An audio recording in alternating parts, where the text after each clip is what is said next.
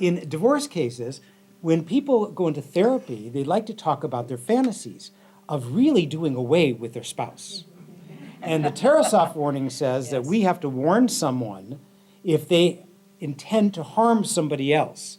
So you as a clinician have to learn how to make a differential diagnosis. Is it just anger or is there really intent there? And I can tell you that I don't know how to make that differentiation sometimes. People are so incredibly angry that they actually could harm someone, and we all know that people do shoot people in courtrooms in family law settings.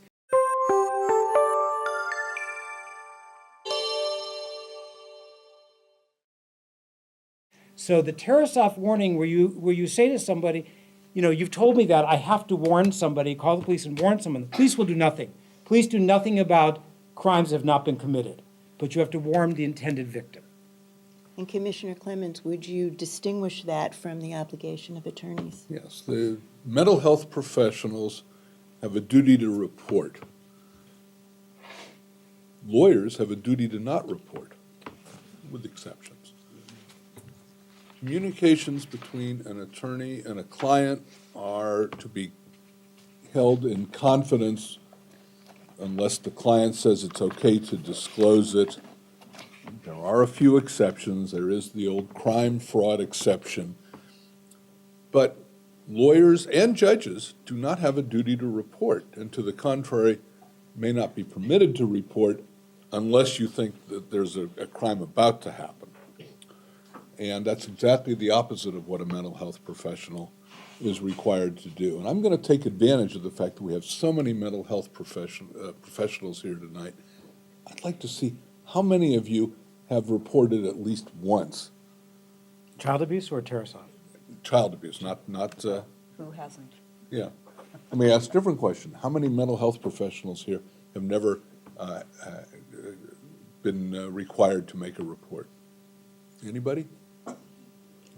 For those not in the room, I see no hands.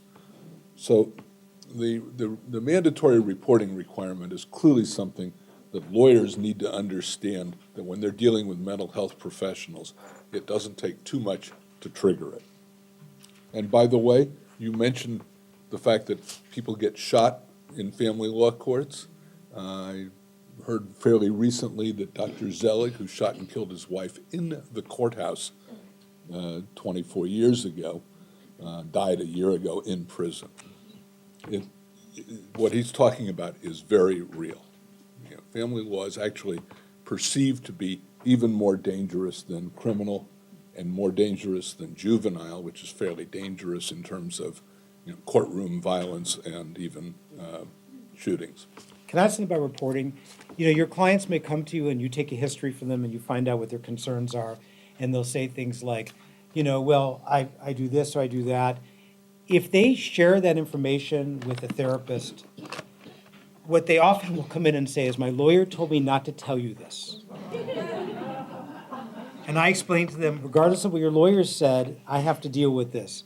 So please be sure that when you tell your client, because I cannot tell you how many clients walk in and say, my lawyer told me not to tell you that I just saw Sean McQuaid to prepare me for this valuation. My lawyer told me not to tell you that he sent me here. My lawyer told me not to tell you that I did 2 MMPIs yesterday, both in Chinese and in French.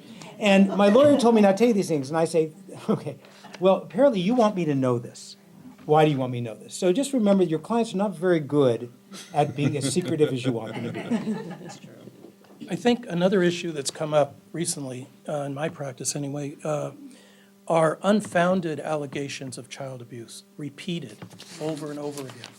And so the question is, what does an attorney do when they represent a client where the parent on the other side persists in causing to be made child abuse reporting, subjecting the child to multiple examinations with urgent care? Well, first it starts with urgent care, then the pediatrician, then over to Children's Hospital, and it may be a 3 or 4-year-old child. And a lot of those interviews are just training this child to say things like, "Daddy hits me," over and over and over again. And so then, you know, what do you do with that when you get a bunch of those unfounded, couple, two, how many is enough, And then where it then morphs into an alienation process. And you have a parent engaging in alienating behavior because they're really trying to distance this child from the other parent. So the question is, what is the recourse for an attorney when you're representing somebody like that? What can you ask the court to do? Can you modify legal custody just in the area of medical? Other areas, can you modify the physical custody? There is a statute, I believe, or a code section, 3027.1, I think. I think Susan has that for us. Do you? Okay. I know So, she does. but it can become a real problem. And it goes back to those persistent allegations. If you take somebody's deposition who's engaged in that, they can't identify any value in the father, any good qualities. They're not sure if the father loves the child. The reports come back unfounded, and you can ask them, do you believe he's still abusive to the child? They'll say yes. Does the child still need to be protected? Yes. So that's another problem. I don't have a pat answer for all that, but Well, and I would add, I think many people who are multiple reporters of the other parent, they don't understand that eventually DCFS is going to focus back on them and ask them, well, if this is so dangerous, why do you keep allowing the visits to occur? And it comes back to bite them.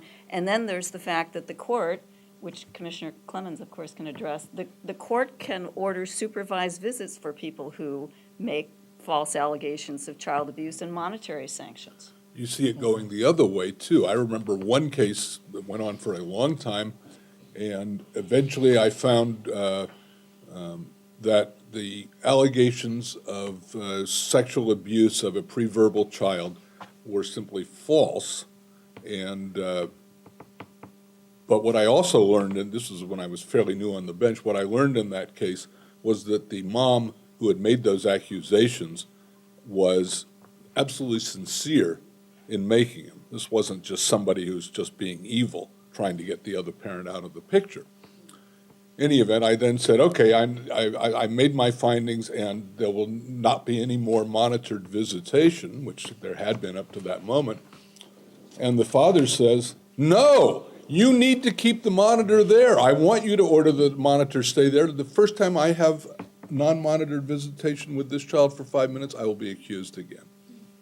That's what we're facing. And I've had cases where my clients have wanted to have them monitored and agreed to continue the monitoring, and the court has supported the monitoring because we wanted to prevent this. But let me ask them. But before you go, Yeah. Keith, let me ask you, if you have a parent that engages in repeated allegations of child abuse, and they come, and can one of the remedies be that you have them go into individual therapy to see what the origin of that process is happening? In 3190, it used to be, if it was found to be in the best interest of the child, you could order a parent into psychotherapy for a year, but I don't know if It's that's true. very limited, and I'm not even sure that it applies anymore, and if it does, it's still going to be very limited. Those are very scary cases. And by the way, what's going to happen with that individual who goes into psychotherapy is they're going to spend most of their time convincing that person that they're right, and the therapist is going to collude with them in that. Because therapists are not very good at figuring out the whole life of a person just based on their experience with one person.